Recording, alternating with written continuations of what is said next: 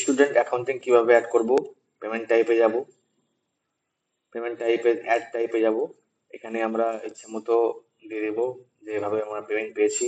Cash in hand হতে পারে, online pay হতে পারে। তো আমরা এখানে ক্যাশ ইন হ্যান্ড লিখলাম। তারপরে আপনার আবার অ্যাড টাইপে চলে যাব, নেট ব্যাংকিং করে দেব। ইনস্ট্রাকশনে আপনি দেওয়ার থাকলে দিয়ে দিবেন কিছু। সেভ করে নিলাম। আবার অ্যাড টাইপে চলে যাব, ফোন পে করে নিব।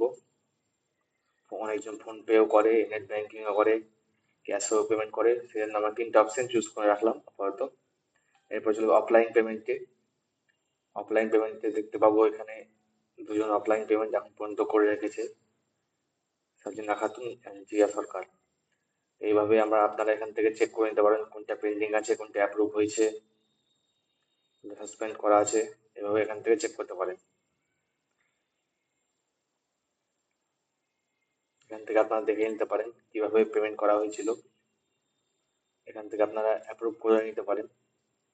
এবার চলে যাবো ফি টাইপসে। ফি টাইপসে আমরা আগে দেখিয়েছিলাম কিভাবে ফি টাইপস তৈরি করতে হয়, তবে আমরা এখন আপাতত একটা দেখিয়ে দিচ্ছি। যেমন এক্সাম ফিস লাগে, এক্সাম ফিস ক্রিয়েট করব। এক্সাম ফিস ক্রিয়েট করে দিলাম, ডিসক্রিপশনে চাইলে কিছু দিয়ে দিবেন। তারপর দেখবেন এক্সাম ফিস বলে ক্রিয়েট হয়ে গেছে। এরপরে আমরা চলে যাবো ফিস গ্রুপে। ফিস গ্রুপে গিয়ে এক্সাম ফি এর ফিটা অ্যাড করে দেবো, অ্যাড ফিস গ্রুপ। দেখছেন নিচে এক্সাম ফি বলে অপশন আছে, এখানে আমরা এক্সাম ফি লিখে দেবো 500 টাকা। আর গ্রুপ নেম দিয়ে দিব এক্সাম। এখান থেকে এক্সাম ফিকে বক্সে ক্লিক করব এবং সেভ করে নেব। সেভ করার পর দেখবেন এক্সাম ফি এর একটা ক্রিয়েট করা হয়ে গেছে। এরপর চলে যাবো আমরা ফাইন সেট আপে। অ্যাড ফাইন, গ্রুপ নেম দিয়ে দেবো এক্সাম না দেওয়ার জন্য ফাইন লেগেছে বলে এক্সাম দিয়ে দিলাম। Exam fees, fine types, fix amount, percentage আপনি যা দিতে পারেন। ফাইন ভ্যালু 50 টাকা দিয়ে দিলাম। এখানে আপনার যে ইচ্ছা মতো যা ইচ্ছা খুশি দিতে পারেন, ডেলি, ফিক্স, উইকলি, মান্থলি। আমরা এখানে ডেলি চুজ করে নিব এবং সেভ করে নেব। এখানে দেখতে পাচ্ছেন এখানে ক্রিয়েট করা হয়ে গেছে। এরপরে চলে যাবো ফাইন অ্যালোকেশন। ফাইন অ্যালোকেশনে গিয়ে যে কোনো একটা ক্লাস সিলেক্ট করে নিব, সেকশন বি ফিল্টার করে নিব। তবে আপনারা এখানে ফাইন ফাইন অ্যালোকেশন দেখতে পাবেন, এখান থেকে চেক করা যায়। ফি পেমেন্ট, আমরা এখানে ক্লাস সিলেক্ট করে নিব, ক্লাস 2 সেকশন এ ফিল্টার করে নিব। তো এখানে দেখতে পাচ্ছেন আনপেড করা আছে জিয়ান আকরামের এখন পর্যন্ত। এখানে আমরা কালেকশন করে নিব।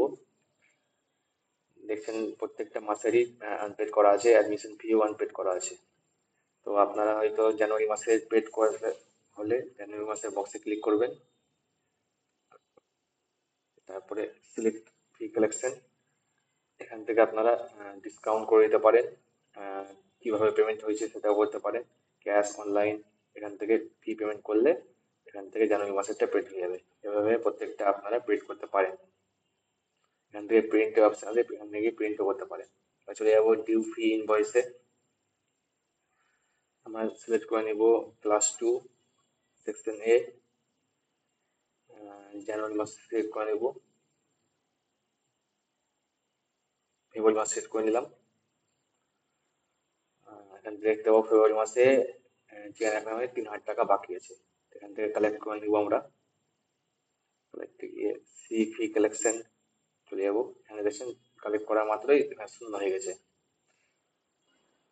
সি ফি কালেকশন দেখবেন কোনো এখন কিছু ফেব্রুয়ারিতে কোনো কিছু ডিউ নেই। ডিউ ফি ইনভয়েস, এখান থেকেও আমরা চেক করতে পারি। ক্লাস 2 সিলেক্ট করে নিলাম, সেকশন এ, জানুয়ারি তো হয়ে গেছে, জানুয়ারি কমপ্লিট হয়ে গেছে বলে দেখবেন এখানে কোনো ডাটা এখন আর দেখাচ্ছে না,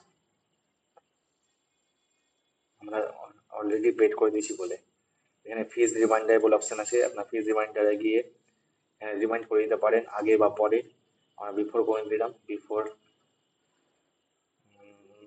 ডেজ 5 দিন আগে জানিয়ে দেবো আমরা। এখানে মেসেজ লিখে দেবো, এখানে গার্জেনের নাম, চিলড্রেন নাম দিতে পারেন, টেম্পলেট আইডি দিয়ে দিবেন, নোটিফাই কাকে করবেন, গার্জেন না স্টুডেন্টকে, সেটা দিয়ে দিলেন। আমরা এখন গার্জেনকে করে দিলাম।